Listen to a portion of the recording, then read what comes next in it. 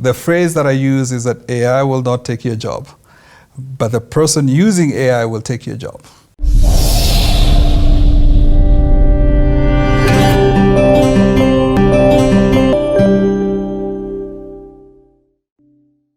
But I want us to talk about this world, AI, yes, VR, yes, virtual reality, yes, artificial intelligence, yes, augmented reality, yes, AR.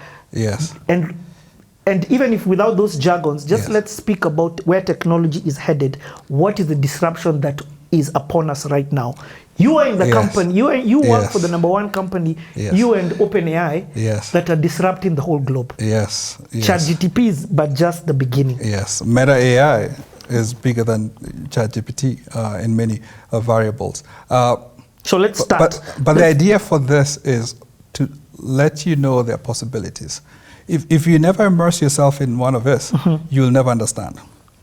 So virtual reality, augmented reality has been coined into mixed reality. So if I'm playing a game in one of this, what happens is that I can play a zombie game. I'm sitting here and I'm seeing zombies coming in through that window.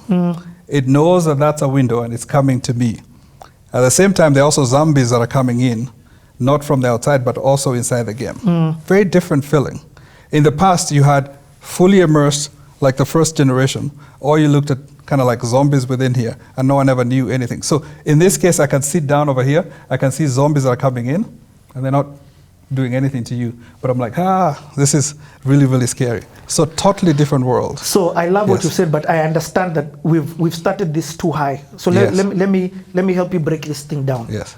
In your layman explanation, yes, from a tech perspective, yes, where are we at? Where is the globe right now? What has happened post-COVID? Yes. Where are we? Let's start there. AI is going to change the world. I'll give you guys just one line item. Because of the possibilities of what it can do. If you ever play around ChatGPT, I think that's a little bit more common to everyone. Meta AI is coming up soon as well in this market. There's so much you can do with it. And it's changing how we do things. I'll give you an example. Accounts payable organization is where, ideally what they do is that they pick up, let's say simplified, they pick up receipts from traveling folks and say, hey, let me match this with a policy. If anything deviates, I'll call that person and be able to do. Think of a company that has 200,000 people. That means that I have 1,000 people in accounts payable. Now with AI, it does the reconciliation for yourself. Policy states this, and it's reconciled with what you've submitted, and that can be done by 5 people. More accurately than 1,000 people. Faster, yes, and day and night. So the reliability of it is out of this world. The question for us, how do we survive with AI? Let me interject there, throw in my 2 cents. Yes. When the internet came, the internet was extremely disruptive. Yes. The internet made things cheaper, yes, faster yes, to do, more convenient, yes, and opened up a whole new market yes, to be able to do these things. Yes. The internet was extremely disruptive. But the amount of jobs that came as a result of the internet includes me seated here, yes, and what I am doing. Yes. So the opportunities far outweighed the disruption in which it was going to do. Yes. AI is the same. Yes, it's an enabler, yes. And I think sometimes people fear the fact that, yes, it might take away the 900 jobs, but it's an enabler. It makes it a little bit easier for you. Then folks can be able to focus on more higher value activities within the ecosystem, which is very different from what people have thought about. I'll give you an example. I use maps. I used to use TomTom, and I use maps on my phone all the time. I don't know where the address is. I just ask you to drop a pin. And maps will take me to where I'm supposed to be. It's very, very convenient. Imagine back in the day, I had to call you 3-4 times. Is it a left or a right? So it was very inconveniencing. A journey from where I'm staying right now, it's about 20 minutes away. Very, very easy and convenient. I can call Uber in 2 minutes. I'm outside, 20 minutes, I'm here. Think about that journey back in the day. And think about the jobs that were created from that. Yes. So it had to become people's jobs to go and map the places. Yes. So how do we know Hemingway's is here? Yes. People had to do that job of mapping the places. Yes, yes. And some of his places were never mapped. It'll be like, hey, maybe this part of Kenya was never mapped. But now you can do a lot more mapping. There are satellites above us that can be able to do that mapping a lot easier using AI. Okay. So the possibilities are endless with AI. People are going to have a little bit of a disruption, but the most important thing is embrace the use of AI, first in your personal life and then your professional life, and that's going to change the world. I like what you said. AI is going to disrupt. It's going to change the world. Yes. But AI is going to be changed. AI is going to change the world by the people who are going to learn how to change the world using AI. Yes. The phrase that I use is that AI will not take your job, but the person using AI will take your job. Yes. I think that's really, really important for us to be able to do that. I'll give you an example in your world. After this, you do a little bit of editing. In the past, it probably took you a week or 2 weeks to be able to do this. You could chop it a lot easier than it was now. You see? Because AI has enabled you to be able to do that. So the speed to market has increased. The quality of what you get out there is also pretty good. Perfect example is we chop up some of these videos and put them on YouTube Shorts. Yes. YouTube Shorts, we do subtitling of those things. So the words that appear. Yes. That is done by AI. Yes. It's not a human being. We just upload the video and the AI does it. Yeah. The AI can even chop it and know to put it into these dimensions from a different thing. Yes. And like I was saying, part of where AI would even go with this is change it into a different language, into French. Yes, yes. And that's very close. If you try Reels, it does the same thing for you. You can say, hey, this is a video. I want to create chops of, a minute. And it creates for you. It looks at the video, whole thing, and chops it out for a minute to focus on the most important piece. So what is Meta doing from an AI perspective? That, for example, we use WhatsApp, we use Facebook, we use Instagram. What does that look like if you incorporate AI? So we currently build the biggest model in the world, Llama 3, about many parameters. And with that, we're going to enable our services and products a lot more. In other countries, you also have metaai.com or meta.ai, whatever the URL is that's being leveraged across the country. And that's going to change. It's similar to ChatGPT. You can put in a lot more within your user prompt, and you're able to get a lot more information from that. Yes. So it just streamlines how you do things. I'll give you a quick example. I do Instagram all the time, Alex Gacheche on Instagram. But what I do is that, hey, I'm driving to Napa. I'm like, that's kind of boring. This sounds very lame. So what I do is that I say, AI, make this interesting. Make it funny. And it changes it a little bit. It gives me 3 different options. I'm like, oh, this is nice. Taking a drive and chasing the sunset. That sounds kind of cool. Hey, this guy's chasing sunsets. It sounds interesting, but that's just one example. So it's affecting your status through AI giving you more funkier versions of it. Yes, that's a simple version of it. But you can also use it to ask any questions. I can say, generate an image of someone called this and this doing this, and it generates an image for you in a second, a couple seconds. Mid-journey version. Hey, it's mid-journey, yes. Better. I get it. Okay, you've said something. I just want to ask this question, and to the best of your ability, answer it. Why is Africa usually locked? Because you see, why aren't we in the testing phase of this?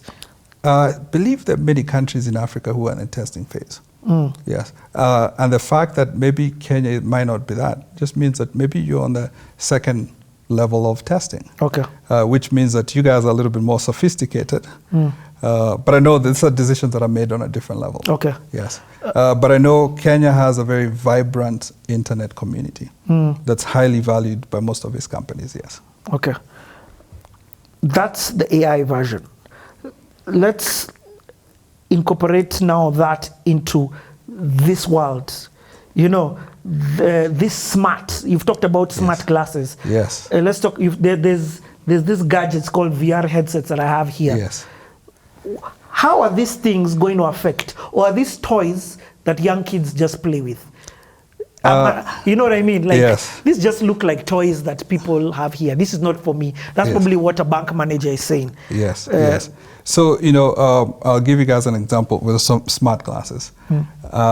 I can take a call, I can take a video, I can take pictures with it. I can ask it what's in front of me, and it tells me, hey, that's eucalyptus or whatever flower it is. So in essence, it can be a companion for you in everything that you're doing. I could, could be taking a stroll.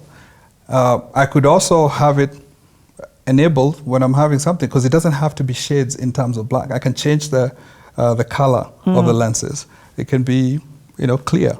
So it can become your day-to-day glasses that you have. So there are so many possibilities you can have from that perspective. In our case, I don't need headphones. Yeah. I don't need to carry my phone with me. I can have it in my pocket. I don't need to have a camera to take anything that I want to take. I don't need to have a camera to take a video or video camera. I can do all of that using my smart glasses. And this is this version. Yes. So let me say, yes, this thing is constantly going to be upgrading, and at a very fast pace. Yes. So for example, yes, I can be on a safari. Yes. And I can look and I can say, wow, that's an amazing, what kind of leopard is, what kind of wildebeest is that? Yes. And it will begin giving me information. Yes, yes. So I think in Kenya you have different types of giraffes or zebras. What type of giraffe or zebra is this? Oh, this is a unique giraffe that's endangered. And therefore be careful before you get to it, because it's endangered. And you're going to get into trouble if it tells you, hey, there are only maybe 10,000. It gives you basic facts. If I'm in a situation where there's first aid automatically needed, yes, I can ask it, this person is going through this kind of a thingy. What can I do as quick emergency? Yes, yes. And there, it helps you. Hey, I'm making a mojito. What are the ingredients for a mojito? It tells you what the ingredients are. Hey, do this and this. And it helps you kind of like walk through the process. Coming back to your, emergency, yes. I don't want to trivialize that, but I also don't want to mortalize it. But yes, it can help you in emergency situations. Hey, where's the closest hospital? Tells you it's 10 miles. Take a left here. Take a left, yes. So you can work as Google Maps. Google Maps, yes. It's basically using the same apps that you have. I can say, listen to Tony Robbins, unleash the giant within. I'm listening to it right now, and I'm sitting next to you. The vibration here, as I'm listening to it, you cannot hear it. So this version 1, that one is not able to do that? Yes, but the version 2 that you have can be able to do that. Wow. Yes. But I think I would tell people, go to the website and see all the specs. Yes. But I'm just talking about the possibilities of this technology. And remember, we're talking about now. Part of the reason why I love having this is that we say that this thing is going to get smaller. Yes. It's going to get cheaper. Yes. And this is happening real time. Yes. As somebody who works within the organization, is there constant development happening? We're always getting better in everything that we get into. But I'll also premise this and say, back in the day, when we needed to fix something, it would take probably 18 to 24 months. We want to change this. There was so much that needed to be done. With AI, that can be done in a week. Let's say I want to write a set of code. You'd write a set of code. It has to be reviewed 2-3 times before it's put in prod. Now, you can do it in a couple seconds. And then someone reviews it based on policy and then pushes it. So the possibilities are endless. How quickly the iteration for changes in technology will change faster. Yep. Yes. So the same way we say, hey, if I look at Google Maps, it's probably the picture you'll see of your house. It's probably maybe about 5 months ago. Yes. Yes. Now you can probably do it real time. You're like, Richie is leaving the house, Richie is coming back. That's up to Google in terms of enabling, AI on their side. So this may sound like a lot of jargon to people. I want us to, and some people have got this. Yes. I want us to understand, okay, it's 2024. Yes. we're having this conversation in Kenya. Yes. What's the opportunity for Kenya? What does government need to be thinking? What does corporate Kenya need to be thinking? What do individuals need to be thinking? What's the mindset that we as a country and a continent need to have? Especially, I'm not talking about the West. I'm trying to focus on Kenya and Africa. I'll start on a micro level. How can I get quicker from point A to point B?